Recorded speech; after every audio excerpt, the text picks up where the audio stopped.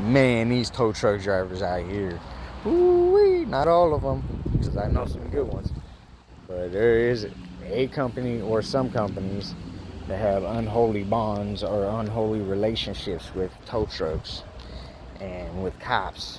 They have a relationship together because they clean up accidents and they get to keep guns and drugs and all kinds of paraphernalia and all kinds of stereo equipment and wrecked cars with all kinds of lights and all kinds of cool stuff off the cars. They get to keep all that, and they get to clean up accidents and stuff and make money off of that. And then they get to extort people for money every time someone parks on the wrong property or parks in the wrong space, and then they get to keep all the money from that, and they get to extort them for money for parking in the wrong spot or parking there when they're not supposed to, and they get to keep money from that, and they charge and overcharge, and then they get to overcharge you for being in a bad situation and being stuck in a situation.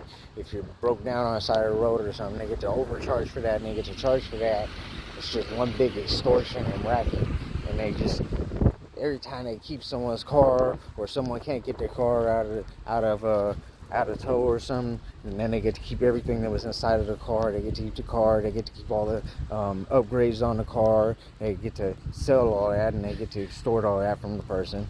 It's a big extortion ring, and we're just letting them do it. We're like, yeah, if that person parks on my property, tow their stuff.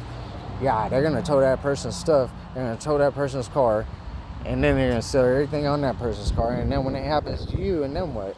You know what I mean? Because it's full circle, you know, what goes around comes around. So like, I don't know. If you really look at the tow truck business and how some of these tow truck companies are ran, it's a big extortion ring. You break down somewhere, they charge you. You get your car towed, they take everything in your car and they sell it, or they sell your car and they break it down and they sell pieces off of it, or they sell upgrades off of it. They extort you for money if you want it back.